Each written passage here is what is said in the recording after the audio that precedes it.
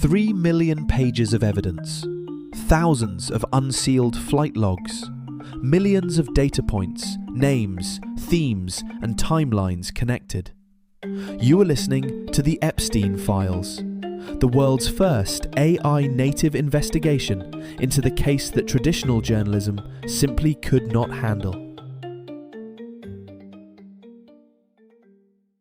Welcome back to the Epstein Files. Last time we walked through the banks and tested what the records could actually prove without speculation. Today, we are examining the Palm Beach investigation and mapping what the documents show about actors, timeline decisions, and institutional response. As always, every document and source we reference is available at epsteinfiles.fm. So the first record is the Palm Beach Police Department case file opened in March 2005 by Detective Joe Recarey, who was assigned the investigation after that initial complaint from a mother. That file is, it's really the bedrock of the entire case. Before you get to any federal intervention, before the plea deals, before the headlines, Right. You have this, the Palm Beach Police Department Incident Report. And the date is critical. March 2005. March 2005. This places the start of a whole investigation right in the middle of Epstein's most active period in Florida. And the document is specific. This wasn't some anonymous tip. It wasn't a financial flag. No, it was a mother. A mother contacts the police. And the report details the complaint. It gives the specific address, 358 El Brillo Way. And this is the first time in the official record that the police formally attach that location to a victim statement. A victim statement involving a minor. Correct. The mother reports that her underage daughter was victimized at the estate. That's the trigger. That specific complaint is what launches the entire formal investigation. And that's when Detective Joe Recarey gets the assignment. Yes, we need to be clear about his role here. He's not a federal agent. Not at all. He's Yep. a local detective for the town of Palm Beach Police Department. And that's an important distinction, isn't it? The town police versus the county sheriff. It becomes absolutely vital later on when we look at the institutional friction. The jurisdiction matters. But in March 2005, it's simple. Recarey opens the file. And what's his first move? His first move is documented in EFTA 00007157. These are the excerpts from the incident report. He interviews the victim. To establish the facts? More than that. To establish the mechanics of the encounter, how it happened, step by step. The mechanics are what I want to focus on here because the report details a very specific geography of recruitment. It even mentions the Boynton Beach Mall. And this is a crucial detail in the forensic record. It's not a small thing.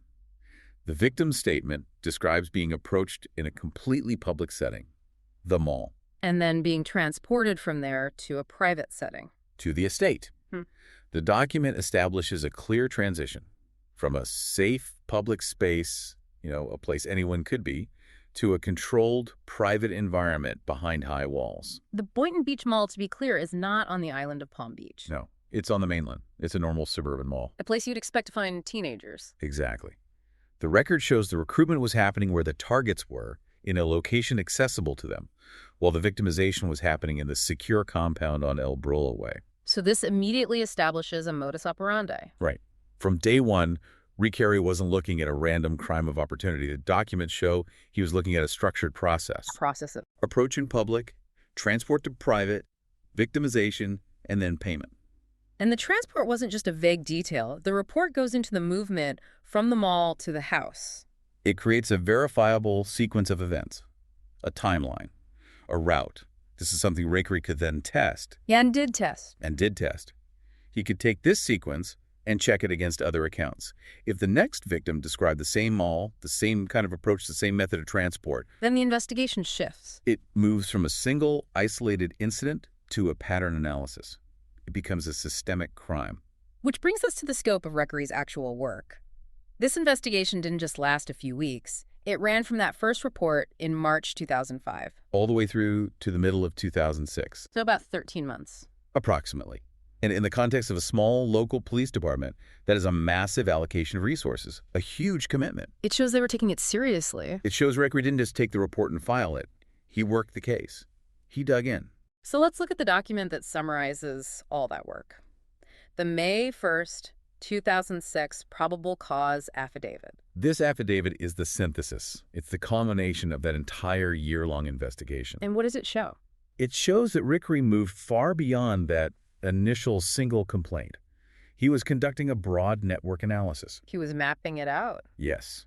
He identified associates, he identified employees, and crucially, he identified other victims, many other victims. So he was building a case not just against an individual, but for a criminal enterprise. That's the correct way to frame it. The affidavit identifies a cycle, a recurring pattern. It wasn't random. The findings listed in the affidavit, they describe recruitment, victimization, payment. And then something else. Yes. And the use of victims to then recruit other victims. And that last point is critical. Using victims to recruit others, that changes the whole legal complexion of the case. It absolutely does. It shifts it away from a series of individual crimes and moves it toward organized crime statutes. When you have a system where victims are either incentivized or, coerced into procuring new victims for the network, You have a self-perpetuating machine. you have a pyramid, a mechanism, and Recarey documented this. The police investigation, as laid out in that affidavit, pointed toward multiple felony counts involving minors. So the documents show the police believe they had it, sufficient probable cause. That number, 40, it appears in multiple places. It's in the document titled Epstein Scandal, the Whole Case. And it's referenced in the letters from the police chief, Michael Reiter. 40 identified victims. The specific notation is 40 plus victims. The plus is important. Meaning that was the count at that time, and it was likely still growing. It indicates an open, ongoing investigation. But even just at 40, that is a staggering number for a local police detective to uncover. It signifies that Recarey had moved far, far beyond the initial complaint from that one mother. He had identified a whole demographic of victims, a class of victims. And once you have 40 potential witnesses, the he said, she said defense just collapses. It becomes untenable. You have corroboration through consistency, the consistency of their accounts, the same mall, the same house, the same routine with massage, the same methods of payment. That creates the corroboration. And the police file indicates they had this volume of leads by mid-2006. Yes. The affidavit was built on this foundation of numerous, consistent victim statements. The files also name the recruiters. It wasn't just a case against Epstein. No. The Reiter letter from May 1st, 2006, the same day as the affidavit and the affidavit itself, they explicitly sought charges against specific associates. And we have names. The names Sarah Kellen and Haley Robson appear in the police record as targets for prosecution. So the police wanted to arrest them too. They sought charges against them. The documents describe their roles in what they called the recruitment pyramid. What does that mean exactly, the pyramid? The police analysis detailed how the network expanded through peer recruitment. Karen and Robson were identified as key nodes in that network. They were, according to the police investigation, the ones managing the logistics. The ones making the phone calls, arranging the transport. Scheduling, payments, transport, all of it. The police understood that Epstein wasn't personally making 40 sets of arrangements. The assistants, as they were called, were the operating system of the enterprise. So Recarey's investigation had the principal suspect, Jeffrey Epstein. Yes. He had the key recruiters, Kellen and Robson. Correct. And he had a list of over 40 victims providing consistent testimony. He had the whole structure of the organization mapped out. He had the architecture of the crime. He had the case. And that is what makes the next set of documents so significant. Because the police can't prosecute. They can't. They can only investigate and recommend charges. They can arrest. But the actual charging decision, that lies with the state attorney. Which leads us directly to the institutional conflict, and this isn't speculation. The friction between the Palm Beach Police Department and the state attorney's office is documented in real time. It is. We have the letter, May 1st, 2006, the same day the police are ready to go with their affidavit. This is the letter from Police Chief Michael Reiter to the state attorney, Barry Krischer. And it is marked right at the top, personal and confidential. The tone of this letter, it's not standard bureaucratic correspondence. It's not a memo. No, it's an indictment of the process. Reiter, the police chief, explicitly states that he finds the state attorney's office's treatment of these cases to be highly unusual. Highly unusual. In a formal letter between two law enforcement heads, that is an extremely severe accusation. It's a cannon shot. It signals a complete breach of protocol and trust. And Reiter doesn't stop there. He documents a total breakdown in communication. The unanswered calls. He writes that his own phone calls to Krischer were going unanswered. He notes that his lead detective, Joe Recarey, was calling the assigned assistant state attorneys. And getting nothing back. And messages remain unreturned. It's all there in black and white. So let's be clear about the situation. The police are sitting on a file with over 40 victims, a mapped-out criminal enterprise, probable cause for multiple felonies. And the prosecutor's office will not return their calls. They're being stonewalled. That is what the record shows.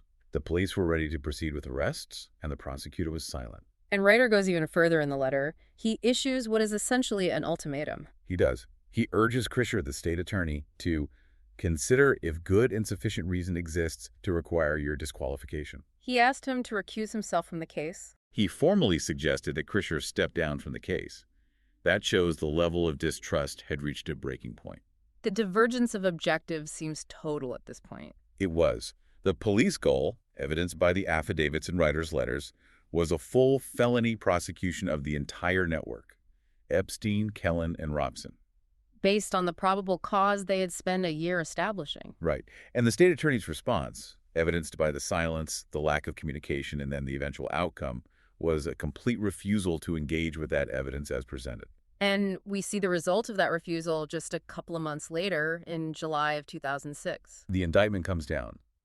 After 13 months of police work, after identifying over 40 victims, the state attorney's office hands down a single indictment against Jeffrey Epstein. And the charge. One single felony count of soliciting prostitution. Solicitation. Yes. And the documents we have note a very specific and very important omission regarding that charge. There is no reference to minors in that specific state indictment. None at all. The charging language completely removed the element of age. It legally framed the crime as a transaction between adults. Or at least it failed to legally specify the victimization of children in the charge itself. It sanitizes the crime. And Chief Reiter's response to this is also documented. We have his letter from July 24th, 2006. This letter is addressed to the father of one of the victims. A personal letter. And what does he say? He writes, and this is a direct quote, "I do not feel that justice has been sufficiently served by the indictment that has been issued." A police chief, in writing, telling a victim's father that the justice system failed his child. It is an incredibly rare and candid admission of failure. But Reiter did not stop there with just an apology. The letter documents his next strategic pivot. This is where the case goes federal. This is the exact moment. Reiter explicitly states that because the state outcome was insufficient, and I'm quoting again, "This matter has been referred to the Federal Bureau of Investigation to determine if violations of federal law have occurred." So this document proves that the Palm Beach Police Department actively bypassed the state attorney. They went over his head. It proves a conscious act of institutional accountability on the part of the police. They recognized the blockage, the failure at the state level. And they actively sought out another jurisdiction to try and get justice. If Reiter does not write that letter and send that referral to the FBI, the case likely ends right there. It ends with a single solicitation charge. I want to look at the broader document clusters now. We have the DOJ files, which came out much later, and also this book of black data. How do these help contextualize what was happening back in Palm Beach in 2006? Okay, let's look at DOJ file EFTA 000-14615. This is a federal document. It mentions Detective Recarey telling sources about an agreement. An agreement between whom? An agreement between the U.S. Attorney, the Palm Beach State Attorney Barry Krischer, and the Palm Beach County Sheriff's Office. Okay, so U.S. Attorney, State Attorney, Sheriff's Office. Who is not mentioned in that group? The Palm Beach Police Department. Recarey and Reiter's department. That is the key inference from the document. It suggests a coordinated decision-making process was happening between the sheriff, the state prosecutor, and the federal prosecutor. While Reiter and Recarey were on the outside trying to get their calls returned. The document suggests that while Chief Reiter was writing these desperate letters demanding action, these other agencies may have already been coordinating a resolution amongst themselves. Which aligns perfectly with the unanswered calls. It suggests they weren't just being ignored. They were being deliberately excluded from a process that was happening with other agencies. Then we have another DOJ file, EFTA 000000009632. This one seems to raise questions about the thoroughness of the original police interviews. It does. It questions whether the PBPD interviewed specific people at the Palm Beach estate. It's a kind of retrospective critique you find in the later federal files. But how should we view that? Well, we have to view it in the context of the obstruction that Recarey was clearly facing. It's very difficult to conduct comprehensive interviews with staff and associates when the prosecutor who holds the power to issue subpoenas isn't communicating with you. So the feds are critiquing an investigation that was hamstrung by the very state prosecutor they were now coordinating with. That appears to be the dynamic. Okay, we also need to address this book of black data. This source compilation includes flight log reconstructions and black book entries from that 2004-2005 era. How do we use this? Very carefully. We use this data strictly for timeline and presence verification. The flight logs, for example, can place Epstein in Palm Beach during the window of the investigation. So they confirm he was physically there and active at the location. Correct. It corroborates his presence. That's its value in this context. The title of that source compilation, however, is much more provocative. It includes terms like intelligence nodes, Mossad, and CIA. And here, we must be extremely disciplined. We have to adhere to the strict standard of proven versus unproven. Well, the title of that compilation uses those terms. Right.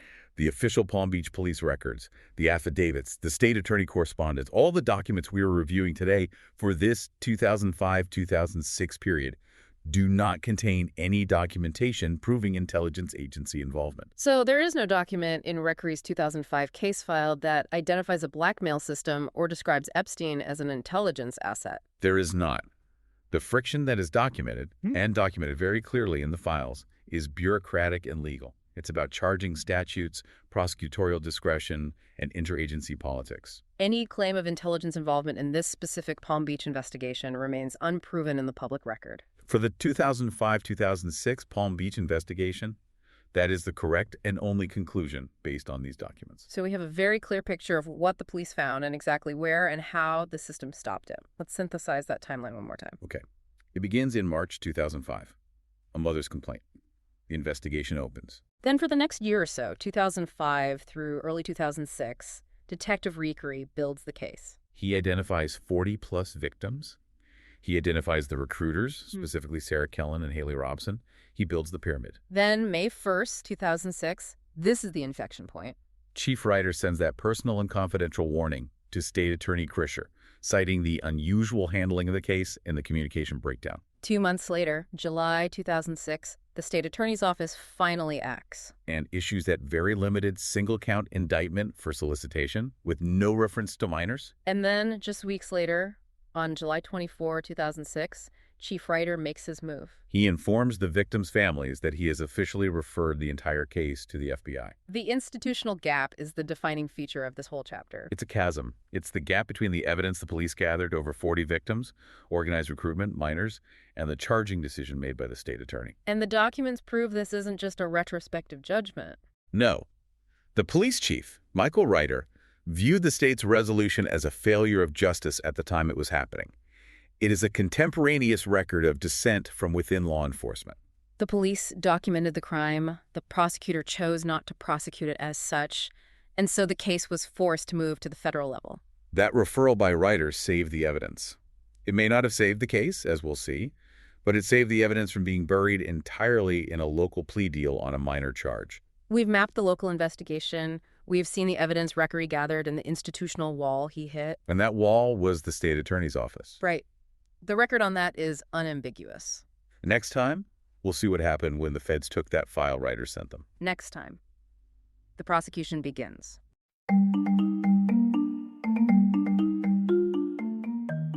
You have just heard an analysis of the official record. Every claim, name, and date mentioned in this episode is backed by primary source documents. You can view the original files for yourself at epsteinfiles.fm.